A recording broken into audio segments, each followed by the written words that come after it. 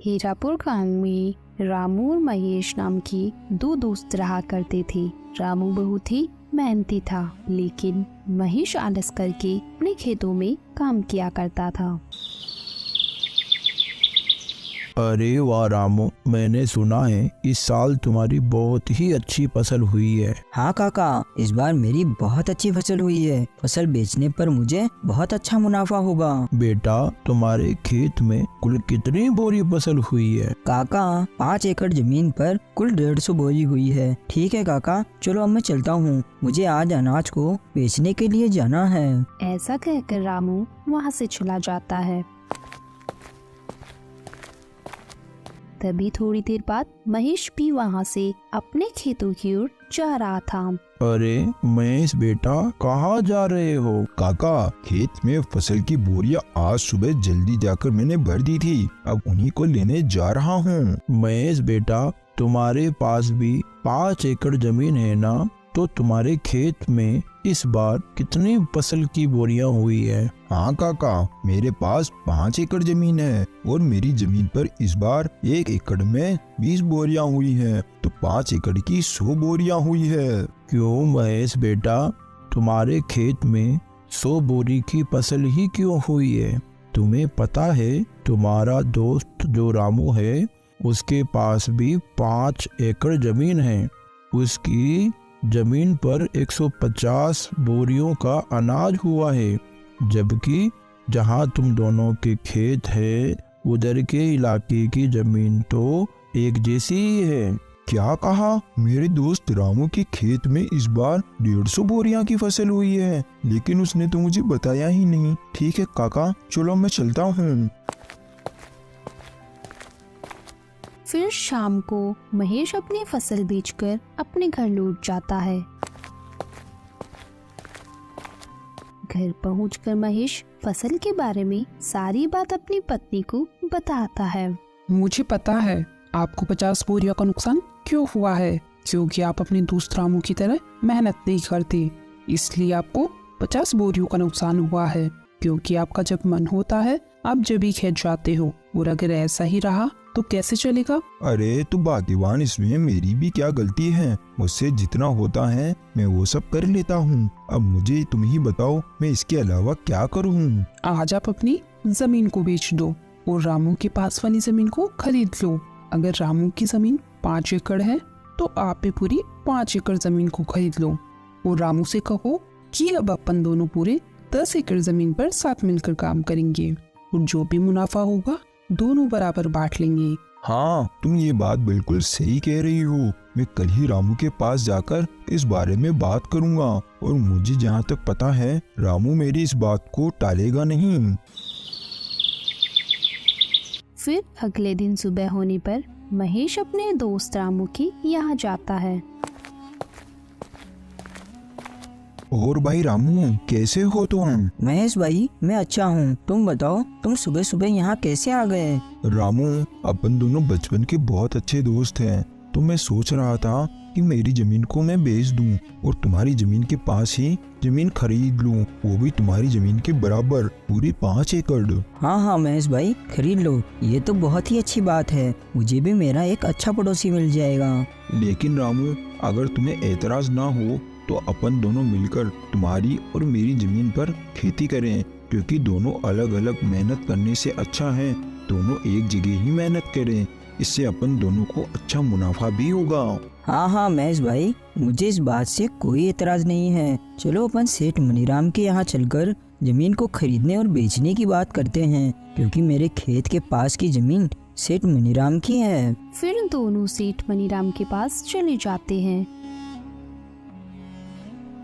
सेठ जी, रामू के पास वाली जो जमीन आपकी है, मुझे उस जमीन को खरीदना है। तो खरीद लो, हमने कब मना किया है, लेकिन जमीन खरीदने के लिए पैसे लेकर आए हो? दरअसल सेठ जी, बात ऐसी है कि मैं अपनी 5 एकड़ जमीन बेचना चाहता हूँ और रामू के पास वाली 5 एकड़ जमीन खरीदना चाहता हूँ। तो खरीद लो, मुझे कोई दिक्कत नहीं है, लेकिन मेरी जमीन के बदले मुझे तुम्हारी जमीन और 5,000 रुपए चाहिए। लेकिन सेठ जी, मेरी जमीन भी तो 5 एकड़ की है और आपकी जमीन भी तो 5 एकड़ की है, तो फिर आप मुझसे 5,000 रुपए और क्यों मांग रहे हो? देखो भाई महेश, जमीन की समय के हिसाब से कीमत होती है। अगर तुम्हें लेनी है तो 5,000 रुपए दे दो, वरना कोई बात नहीं। ठीक है सेठ जी, चलो आप 5,000 रुपए और ले लेना, लेकिन आपकी वो जमीन मुझे दे दो। फिर महेश सेठ मनीराम से उसकी जमीन खरीद लेता है।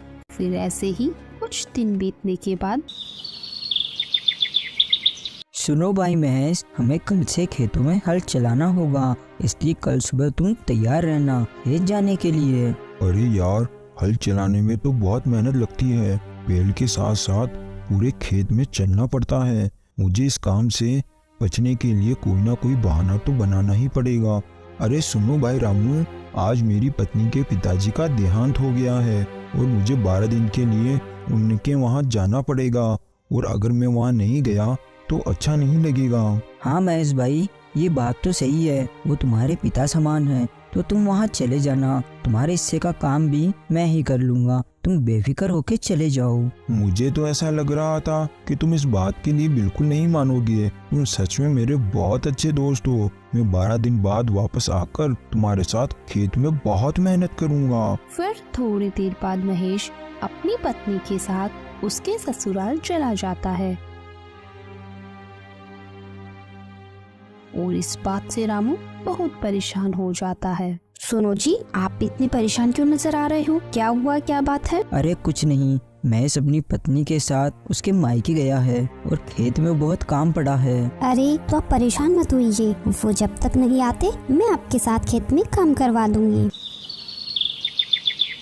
फिर अगले ही दिन से रामू अपनी पत्नी राके के साथ मिलकर खेतों में हल चलाने का काम शुरू कर देता है। फिर कुछ दिन बीतने के बाद रामू महेश के यहाँ जाता है। सुनो भाई महेश, बारिश के दिन चालू हो गए हैं और थोड़ी थोड़ी बारिश भी आने लगी है, तो मैं सोच रहा हूँ अपन दोनों मिलकर बारिश के पानी के जाने के लिए रास्ता बना दें। अगर अपन पानी के जाने के लिए रास्ता बना देंगे तो अपने खेत में बारिश का पानी एक जगह जमा नहीं होगा। अरे लेकिन रामू भाई, मुझे आज बहुत जरूरी काम है। अरे क्या हुआ महेश भाई, इस समय तुम्हें ऐसा कौन सा जरूरी काम आ गया? अरे हाँ, मैं तुम्हें बताना तो भूल ही गया था। मुझे तुम्हारी भाभी को लेकर शहर में डॉक्टर के यहाँ जाना है, क्योंकि 2-3 दिन से तुम्हारी भाभी की तबीयत बहुत खराब चल रही है। ठीक है महेश, तुम चले जाना, मैं यहाँ का सारा कामकाज देख लूँगा। फिर महेश अपने मन में सोचता है, अरे वाह, ये तो मेरी इतनी जल्दी ही बात मान गया। मेरे हिस्से का काम भी करने के लिए तैयार हो गया। दोनों मिलकर खेतीबाड़ी करेंगे। ये तरकीब मेरी बिल्कुल सही रही, नहीं तो मुझे अकेले ही खेत में इतना सारा काम करना पड़ता। क्या सोच रहे हो महेश भाई, तुम चिंता मत करो, मैंने कहा ना मैं यहाँ का सारा कामकाज देख लूँगा। तुम निश्चिंत होकर भाभी को डॉक्टर को दिखा लाओ। वही तो मैं सोच रहा हूँ कि सारे कामकाज तुम्हारे ऊपर छोड़कर शहर जाना मुझे बिल्कुल अच्छा नहीं लग रहा, मगर क्या करूँ, जाना तो पड़ेगा ही। फिर महेश अपनी पत्नी को लेकर शहर चला जाता है और दूसरी ओर रामू बारिश में भीगता हुआ अपने खेत में बारिश के पानी को जाने के लिए रास्ता बनाने लगता है। फिर रात होने पर सुनो जी, मुझे ऐसा लगता है जब अपने खेत में कोई काम नहीं होता तो आपका दोस्त महेश घर पर ही रहता है, और जैसे ही आपको खेत में कोई काम होता है वो कोई ना कोई बहाना बना लेता है। मेरा शक बिल्कुल सही है, वो जानबूझकर बहाने बनाता है और शहर चला जाता है। ये तुम क्या बोल रही हो? तुम ऐसा बोलकर मेरे और मेरे दोस्त के बीच झगड़ा करवाना चाहती हो? वो मेरा बचपन का दोस्त है, वो मुझे कभी धोखा नहीं दे सकता। आपको मेरी बातों पर बिल्कुल भी विश्वास नहीं है ना? देख लेना, कुछ ही दिनों में आपको सच का पता चल ही जाएगा। फिर ऐसे ही कुछ दिन बीतने के बाद फसल तैयार हो जाती है।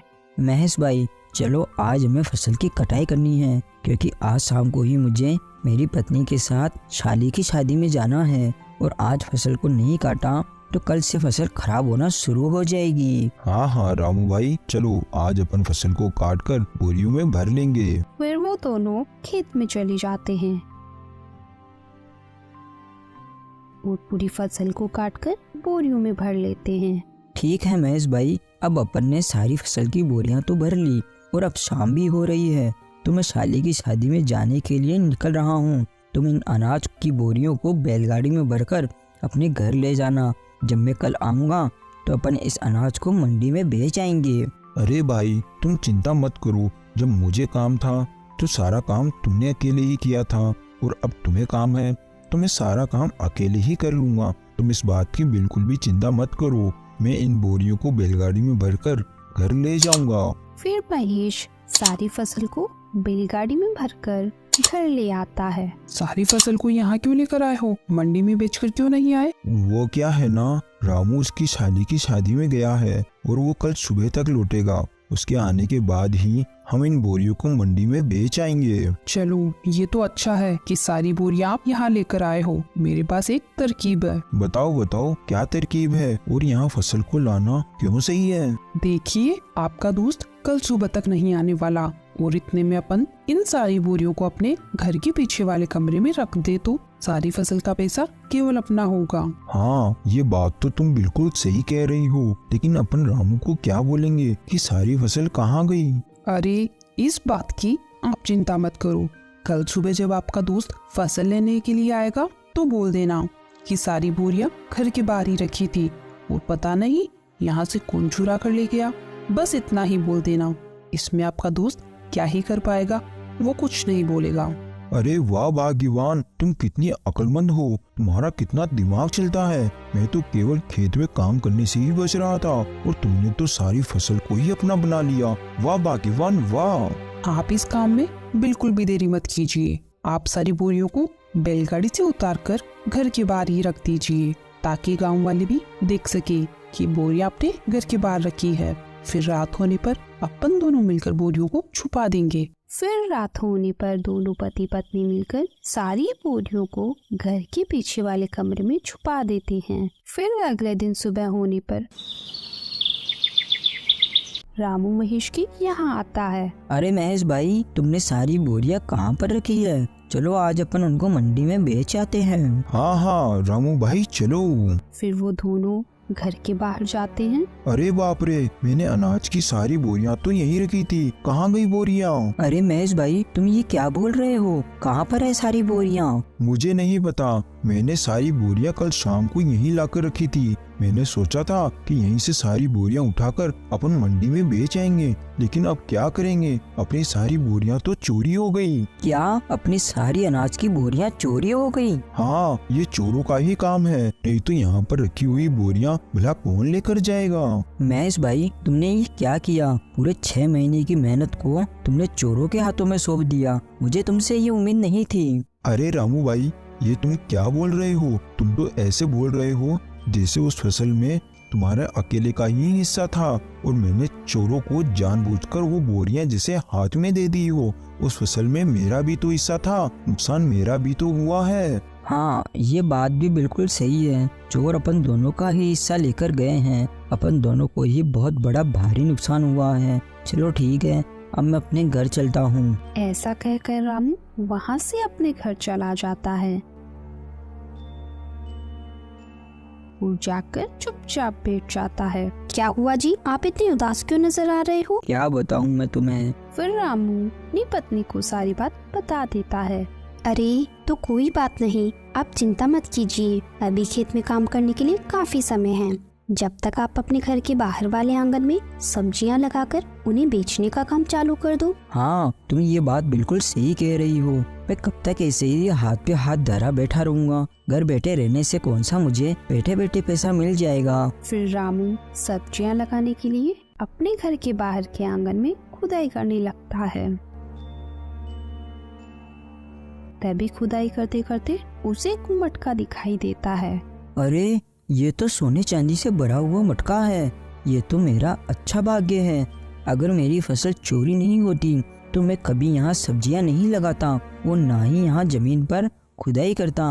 अगर इसमें से एक सोने का सिक्का भी बेच दिया तो मेरी फसल के बराबर मुझे पैसे मिल जाएंगे। फिर रामू अंदर जाकर सारी बात अपनी पत्नी को बता देता है। ये सब भगवान की ही कृपा है, क्योंकि आप बहुत मेहनती इंसान हो। मेहनत का फल हमेशा मिलता ही मिलता है। और उधर दूसरी ओर सुनो जी, आज रात को अपन इस फसल को मेरे भाई के यहाँ ले जाएंगे और रात में वहीं रुक जाएंगे। फिर कल सुबह इस फसल को शहर में ही बेच देंगे। हाँ हाँ, तुम बिल्कुल सही कह रही हो, अपन ऐसा ही करेंगे। फिर रात होने पर महेश और उसकी पत्नी दोनों उस कमरे में जाते हैं तो देखते हैं उनकी सारी फसल की बोरियां खराब हो चुकी है। अरे ये क्या हो गया? अपन ने इनको यहाँ छुपाने से पहले ये तो सोचा ही नहीं कि अगर फसल को थोड़ी भी हवा नहीं मिलेगी तो सारी फसल खराब हो जाएगी। ये सब तुम्हारी वजह से हुआ है। जो अपन को अपने हिस्से में मिलने वाला था अब तो वो भी नहीं मिलेगा। चला गया अब अपने हाथ से सब कुछ। अब क्या करेंगे अपन दोनों? हमारा सब बर्बाद हो गया अब। तो दोस्तों, हमें इस कहानी से यही सीख मिलती है कि हमें कभी भी किसी के साथ बुरा नहीं करना चाहिए, क्योंकि बुरा करने वालों के साथ बुरा ही होता है। वो रामू बहुत ही मेहनती आदमी था तो उसे उसकी मेहनत का फल मिल ही गया। Thanks for watching.